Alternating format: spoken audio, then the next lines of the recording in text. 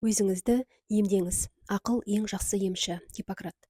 Ойлау қабілеті адамның сау немесе сырқат болуында рөл ойнай ма? Дәрігер Карл Симонтонның айтуы бойынша, адам санасында болып жатқан процестер оның сауығып кету кілті болып саналады. Доктор Симонтон Калифорниядағы Пасифик полицейде орналасқан ракты емдеу орталығының директоры және әлем мойындаған дәрігер. Ол көзге елестетуді қолдану арқылы ауруды емдеу барысында жеткен жетістіктерін ықыласпен айтады. Біздің ойымызша, адамдар тек қазір ғана сана мен тәннің байланысын түсіне бастады. Біз рактың пайда болғанындай негативті құбылысты беруге арналған жолдар арқылы адамды сауықтыруға арналған позитивті ойларды беруге болатынын айқындадық. Барлық ауруларға көзқарастың өзгергенін және адамдардың өз-өзін қалай емдей алатыны туралы айтуға болады. Доктор Симонтон және оның әріптестері тек қана әңгіме мен философиялық ойлармен шектелмейді. Оның негізінде клиникалық жетістіктері қарапайым рак дәрісін іздестіруге қарағанда өте маңызды. Ол елде саяхат жасап, өзге дәрігерлерге өзінің әдісін үйретеді. Соңғы 20 жыл ішінде ми күшіне арналған дәрістерімде 100 мыңнан астам адамды үйреттім және таңқаларлық нәтижелер көрдім. Менің тыңдармандарым мультимиллионерлер де болды. Үлкен спорт жарыстарында жеңіске жетті. Бұл ерекше жетістік, бірақ мені мынау таңқалдырды. Жүздеген адамдар менің әдісім арқылы сырқаттарынан сауықты.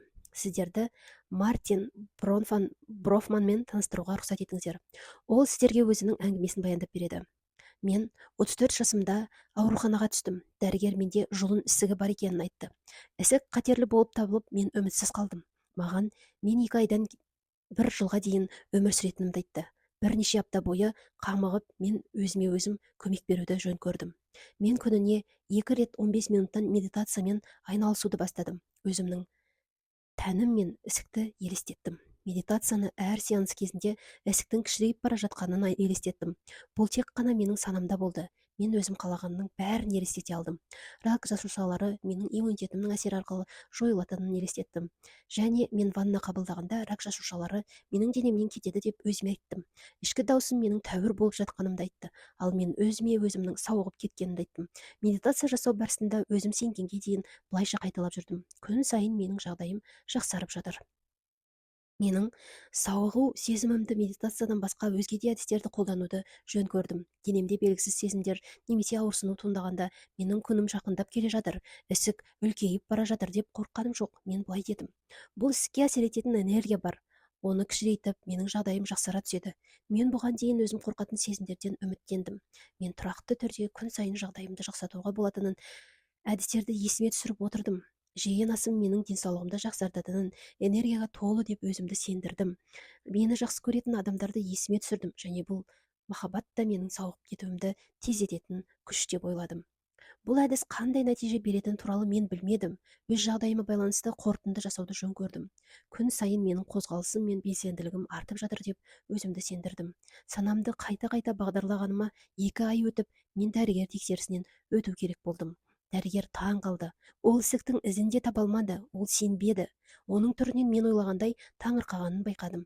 Осы жаңалықты әйеліме айту үшін үйге бет алдым. Мен жол бойы күліп бардым. Бұндай мысалдар толып жатыр. Осындай әдістерді қолдану арқылы адамдардың сауығып кеткені туралы бірнеше мысалдар айта аламын. Бірде осы оқиғаны студенттер тобына айтып берген болатынмын. Сол кезде бір әйел орнынан тұрып өз әңгімесін айтып берді. Кішкентай жасымнан бастап мен өзіме былай дедім: мен ешқашан өзіме салқын тигізбеймін. Мен әрдайым осылай айтып жүрдім және өмірімде ешқашан ауырған жоқпын. Ол сөзін аяқтаған соң жақсы киінген 50 жас шамасындағы ер адам орнынан тұрды. Бұл өте қызық, деді ол. Білесіздер ме? Мен әрдайым өзіме айтатынмын, жылына 1 немесе 2 рет суық тигізу мен үшін жеткілікті. Не болғанын білесіздер ме? Мен жылына 1 немесе 2 рет суық тигізетінмін. Біз бәріміз ду күлдік, бірақ жақсы сабақ алдық. 1981 жылы Америка президенті Рональд Рейган жалдамалы жаналғыш қолынан өкпесіне оқ тиді. Бұл оның 70 жасында алған ауыр жарақаты болды. Бірақ мен оның жағдайы жақсы болатынына сенімді болдым.